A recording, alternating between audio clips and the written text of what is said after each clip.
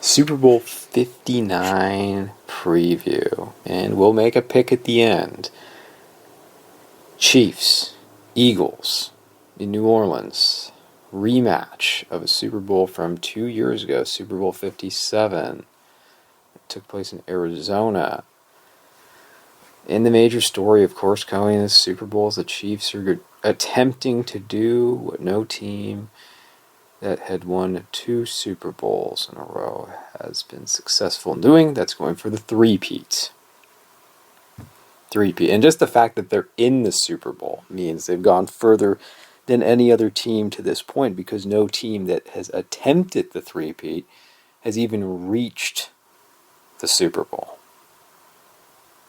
The ones that come to mind are that got closest would be the Pittsburgh Steelers, who lost to the Raiders in 1976. They didn't get in. Then the 49ers in 1990, who lost at home. Huge upset to the New York Giants. There will be no three-peat, as Pat Summerall said.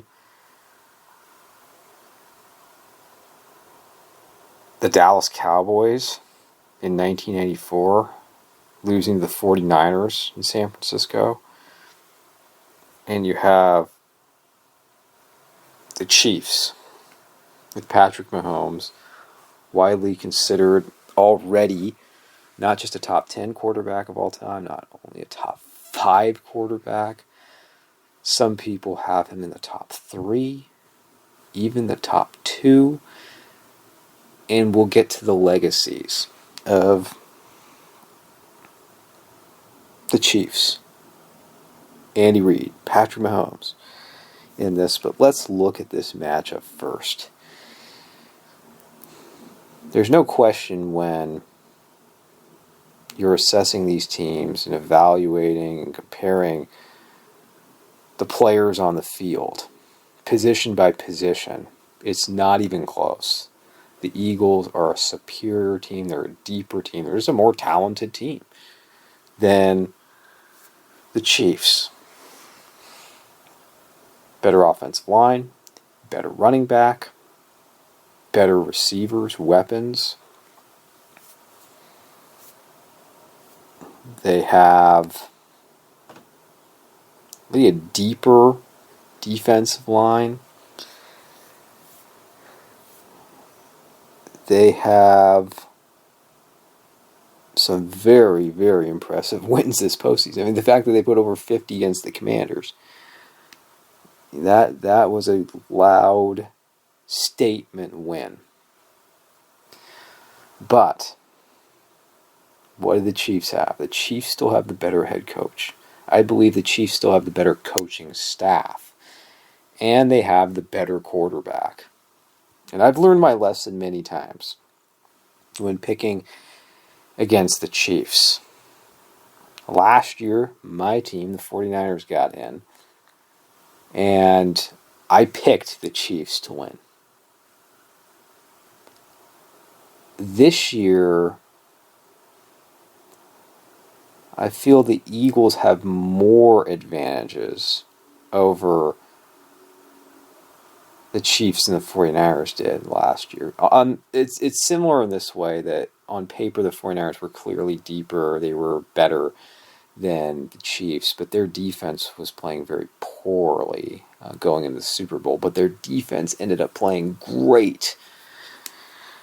Better than expected. They stepped up and played more the way they should have played. Yet they still lost. I'm saying, well, we're playing in the Super Bowl era. This is the quarterback era and the era of offense. And just having the better quarterback gives you such an advantage. And then to go along with that, you pair the better quarterback with the better head coach. And that's not a knock on Nick Sirianni. He's a good coach. And I'm not putting down Jalen Hurts either. He's a good quarterback. And when you're looking at the two defensive coordinators, Vic Fangio is excellent defensive coordinator. And it's the battle of, how about this, the two Italian defensive coordinators in Spagnuolo and Vic Fangio. But of the two, who's the better D coordinator? It's Spagnuolo. In the end, I'm a Fangio fan.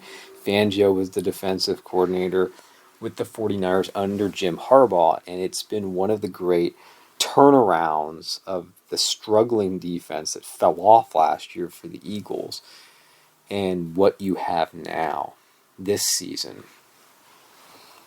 But when I'm looking at resumes, and I know people don't care about, they care about the here and now, but I care about history.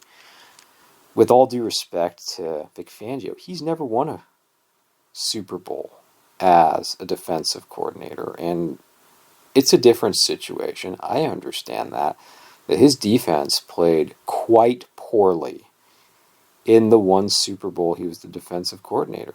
If you want to look at recent history, it was the 49ers-Ravens Super Bowl, and that was an ultra-talented defense. Patrick Willis, who went into the Hall of Fame last year. Navarro Bowman, who, if he stayed healthy, was going to be a Hall of Fame player. Aldon Smith was one of the most talented pass rushers I've ever seen. Well, we know what happened to his career. Justin Smith, probably the Hall of Very Good. Ahmad Brooks, great player too.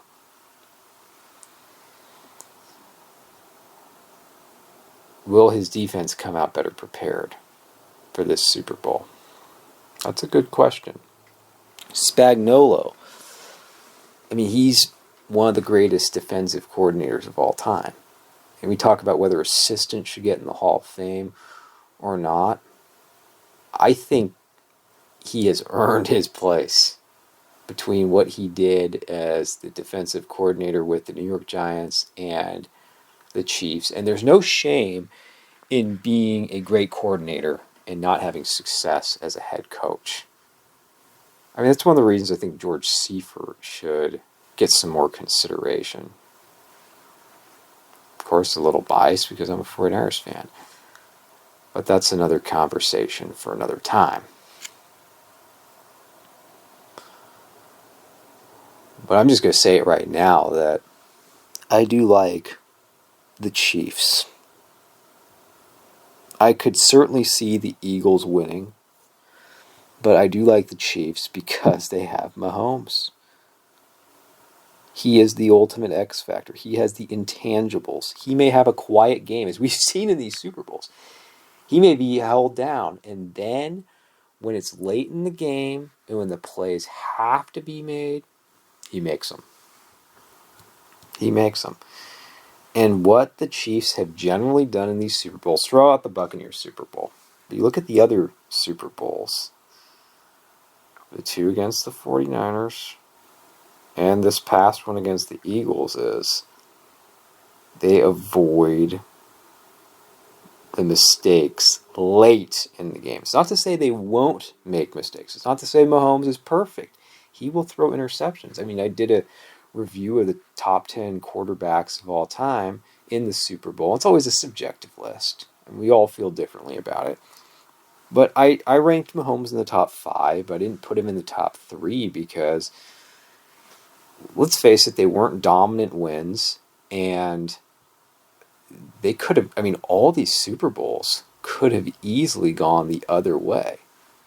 I mean, the 49ers imploded in the second half of the fourth quarter. They were up by 10 in the first matchup. The Eagles, that was a controversial ending, with the penalty at the end of the game. I mean, if the Eagles got the ball back, they could have won, or it would have. I would have thought they would have at least forced overtime. And then last year, it went into overtime.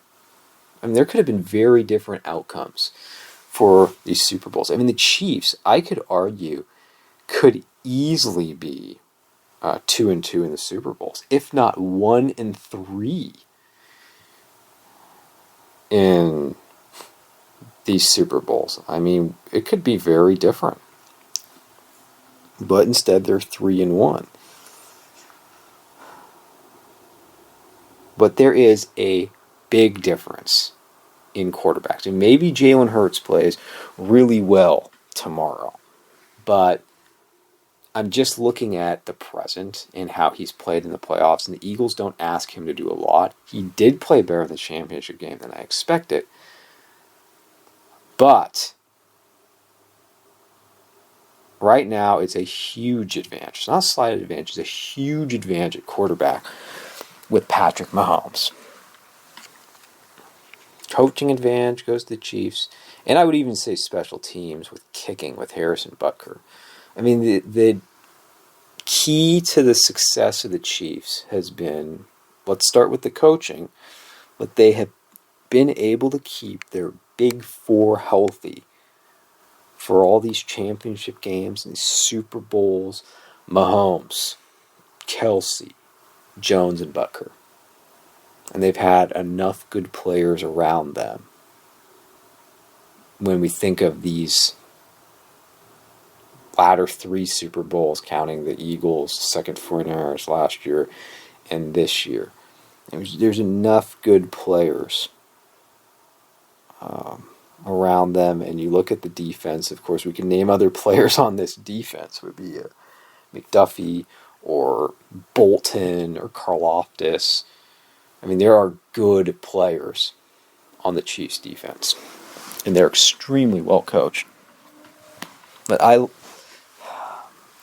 I'm liking the Chiefs in a close game. I think if it's, and we'll dig deeper in this, but if it's a close game, I'm definitely going with the Chiefs. I feel if the Eagles are going to win, they're going to have to do something similar to what the Buccaneers did.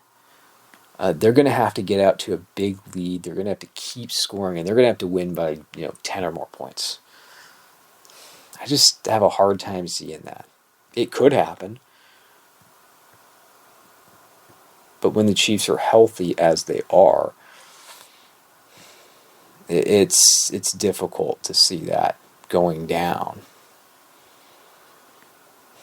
What are the big matchups? I mean, what do the Chiefs need to do to pull off a three-peat? And to me, again, it's just keep it close.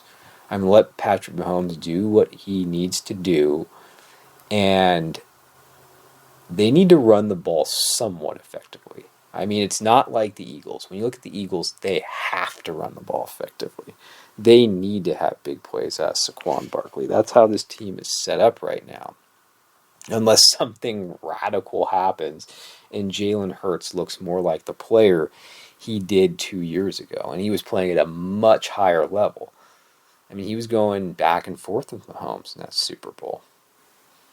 That's not what we've seen this year in the playoffs. I mean, that's just not what we've seen the entire season in going into the playoffs. But for the Chiefs, it's just important that they're able to move the chains with some first downs. With Pacheco, with Hunt. And I think they'll have enough success doing that. They're not the type of runners that they're going to do what Barkley does. You're not going to see 50, 60-yard runs. But if they're able to, again, move the chains, pick up first downs, just take a little pressure off Mahomes, then the Chiefs are going to be feeling good. And, Travis Kelce is the security blanket for Mahomes. And, they know how to isolate defenders and just put them in a lose-lose, no-win situation. These one-on-one matchups, the play action, the bootlegs. We've seen them so many times with the Chiefs. That's offense. Defense. What do the Chiefs need to do to Jalen Hurts? Well, they need to make Saquon Barkley earn first downs. They can't be gashed like these other teams have been to this point. They just can't allow that to happen.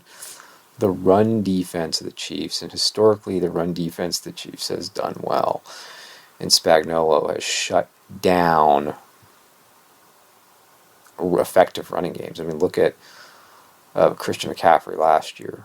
I mean, he had a good all-around game. I mean, he's a much greater threat as a receiver than Barkley, but, there really weren't the big plays. They really limited him.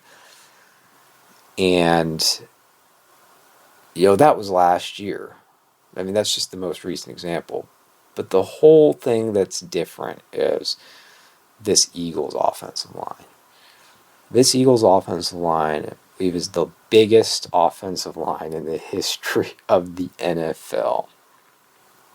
It's amazing. And I have to compliment and applaud the Eagles and Sirianni and the coaching staff and just all of them for putting together this skilled, it's a massive offensive line, but it's a skilled offensive line where they have invested in it, they have talent in it, and they have their system.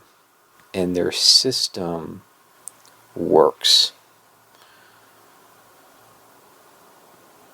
I mean, that's what I want to see right away in this game is will the Chiefs be able to run the ball? I mean, it's crazy because this is a throwing sport. That's how the league is. They want big plays, but this has been the year of the running back. And I'm most interested in seeing right away when both these teams pass the ball is who's going to run the ball better and who's going to stop the run. I mean, this is a game that is going to be won in the trenches. It's going to be win up front. Who's going to win? Which line is going to be better? But I will say it's more important for the Eagles to run the ball than the Chiefs.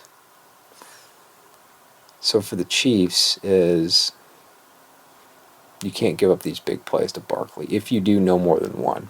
I mean, there is some room for a big run, but you just can't have him running all over them like we've seen in past weeks. You can't have the Eagles' offensive line just continuing to push forward and get to the second level and just have these huge holes for Barkley to run through. It's very simple. If you're able to make him, and you've got to win on first down. I think it's just so critical. The defense has to win on first down. For the Chiefs against the Eagles, you can't be giving up big plays on first and second down. I mean, because the Eagles' mentality and their philosophy is we're using all four downs, being very ultra aggressive. And we know what you need to do to beat the Eagles is you got to say, hey, we're going to keep Jalen Hurts in the pocket, and we want him to look beyond his first read. Don't let him get outside. Make him a pocket passer. That's what you need to do. But easier said than done because he has such a great offensive line. So make him a pocket passer. Keep him within that pocket. Force him past his first read. And then do your best to keep the Eagles in third and fourth and longs. So you don't have that 3rd and 1. Or that 4th and 1. 3rd and 2, 4th and 1. Because they will beat you with the shove or the push. You got to get the bet. You just can't put yourself in that position. And that's very hard when you have Saquon Barkley running the football. And you can have Jalen Hurts running the football. But those are the keys to victory. And, you got to make Jalen Hurts be in the position. You want the Eagles to play from behind and have Jalen Hurts throw the ball more than 30 times. That's it. You want the ball in his hands. This is not Jalen Hurts, unless he's able to flip a switch or something that we really haven't seen this year. This is not Jalen Hurts from 2 years ago. It just isn't. How about the Eagles? What do they need to do to win? Well, let their offensive line go to work. Establish the run game right away. Get some easy passes for Jalen Hurts. Let him get comfortable. Roll him out. Get him outside the pocket. You don't need big plays. You just need to keep doing what you've been doing in the playoffs. You cannot turn the football over, and you cannot settle for field goals. You need touchdowns to beat the Chiefs. You don't think the Chiefs are the highest scoring team, but you cannot kick field goals. I mean, I was screaming, when the 49ers would settle for field goals against the Chiefs. Anytime they play the Chiefs, regular season, Super Bowl, saying you are not going to beat this team with 3. Anytime you get down the red zone, you need 7 because of Mahomes.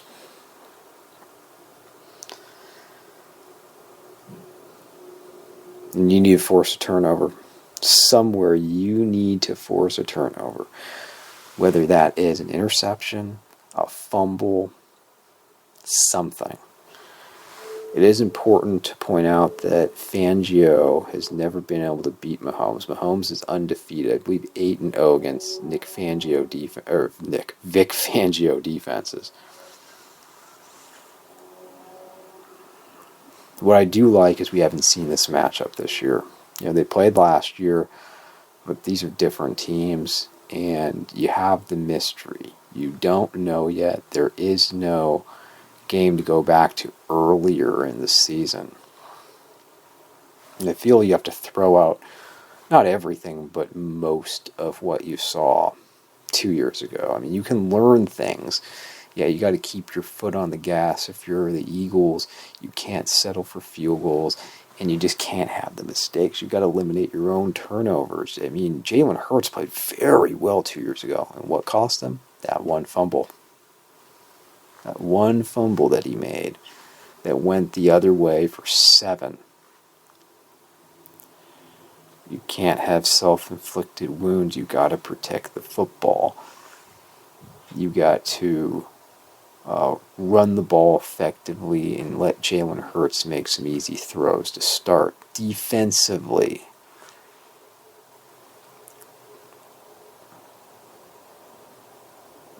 again, it's about turnovers. And really challenge these Chiefs receivers, because this is not a great group of receivers. I mean, who's going to beat you out there? Worthy is the only guy who scares you because he's got that crazy speed. But Kelce is not who he was even last year. He's not the same player. If you don't pay attention to him, if you leave him open, if you do what the Texans did, then you're in trouble. But there's not a lot of yards after the catch with Kelce. He's not the threat he was. I mean, DeAndre Hopkins is just a shadow of what he was. He can make a play or two. I mean, these are guys that are not big-time players. Worthy's really the only one that is the big player. But he's a little inconsistent because, after all, he's a rookie.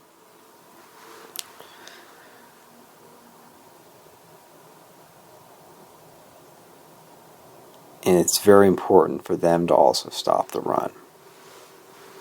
Force the Chiefs to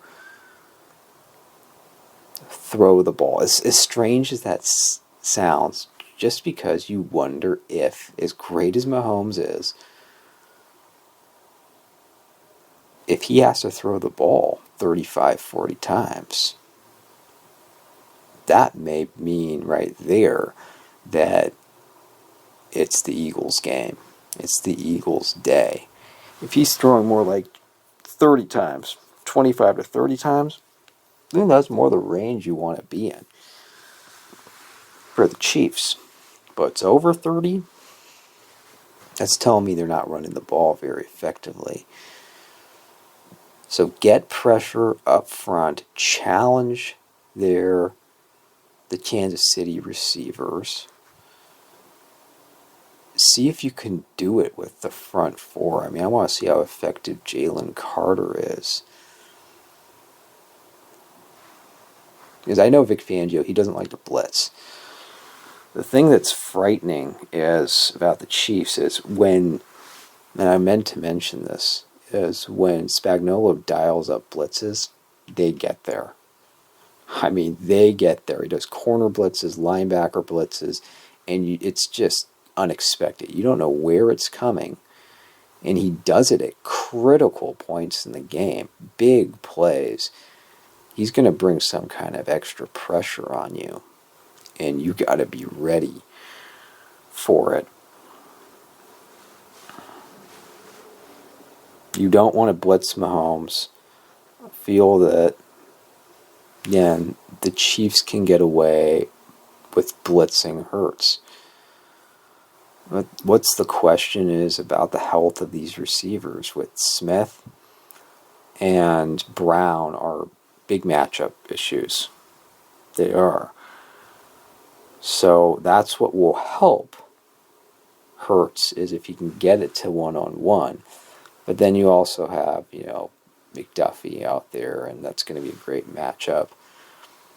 The Chiefs' defense just doesn't get enough credit for being good at all three levels. How much, I'm very interested to see how much penetration Chris Jones will get. He's a future Hall of Fame player, and he will play primarily inside, but then he can bounce outside. How much pressure will he get against this Eagles line? And I think you're going to know how this game goes and the direction it will be in early. I mean, just watch these offensive lines and defensive lines.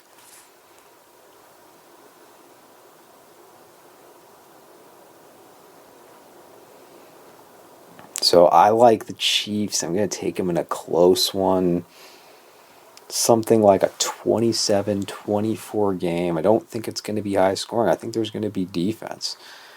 It's going to be more of a defensive game, lower scoring than what we saw 2 years ago. I mean, think about last year's Super Bowl. It was actually very low scoring. And the final score was what it was, after overtime.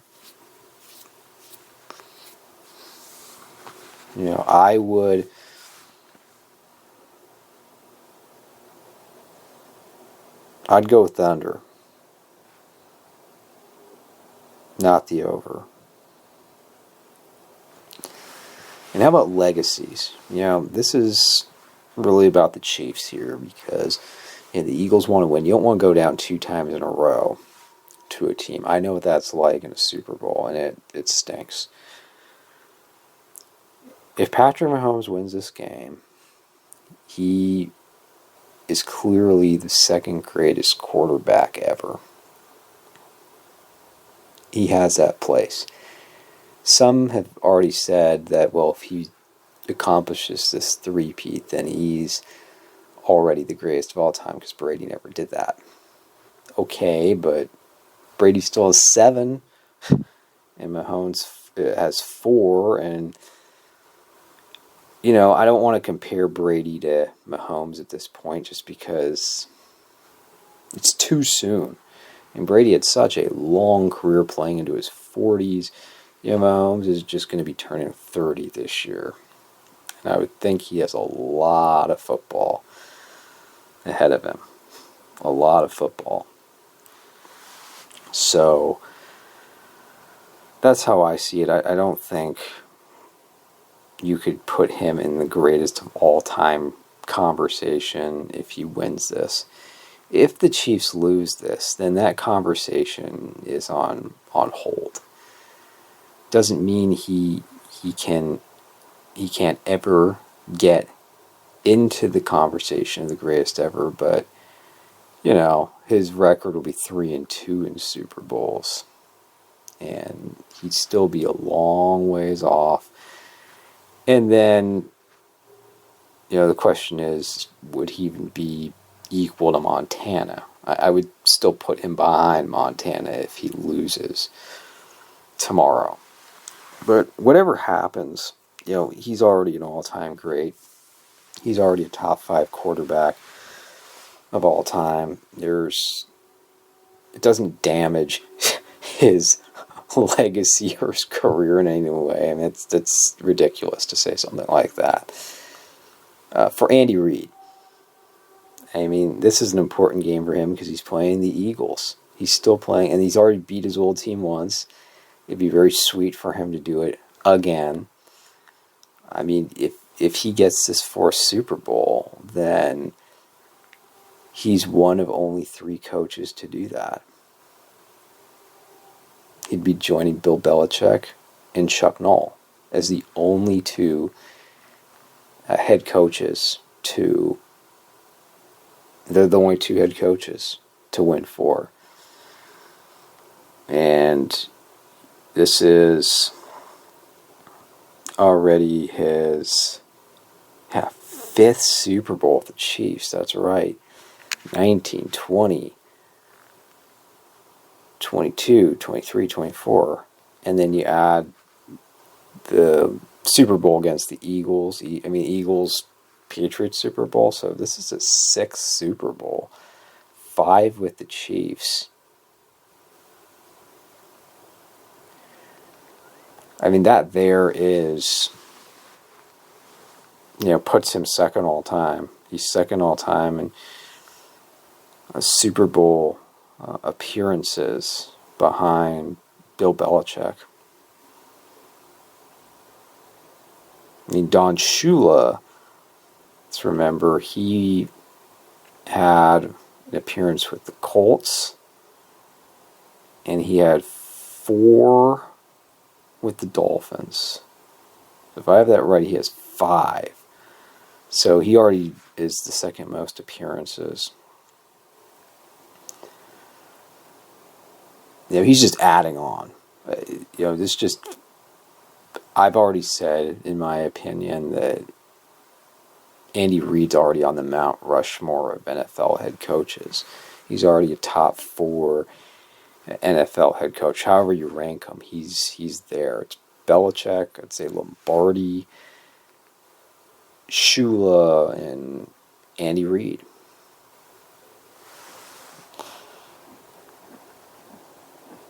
But another part of the game that I should have got to is, how about the field? How about, I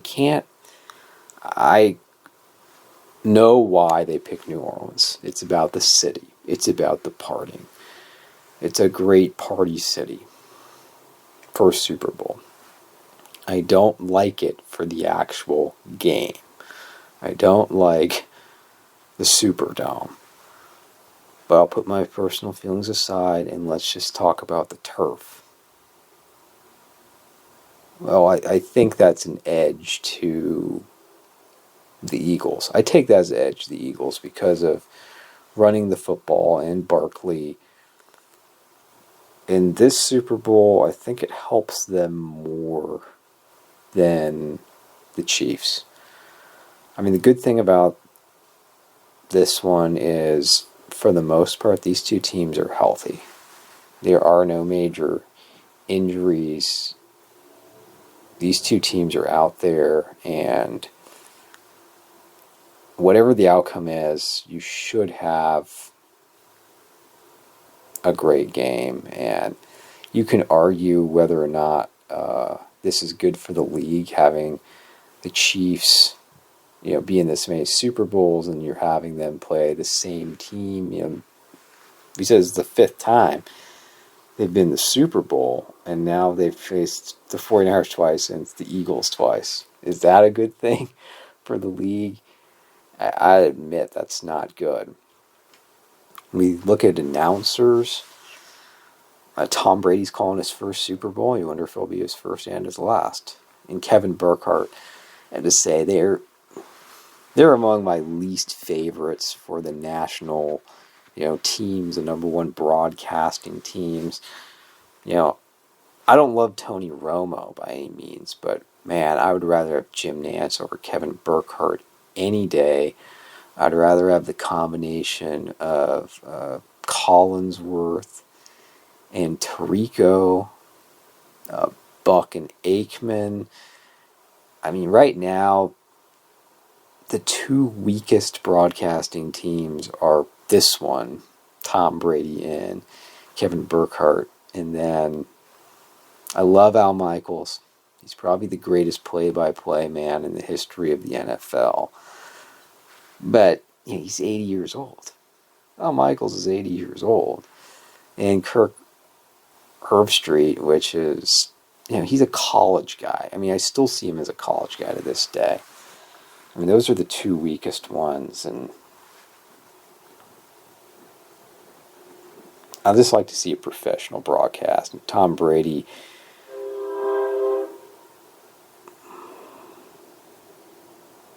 I'd rather have Greg Olsen than Tom Brady. So I'm going Chiefs.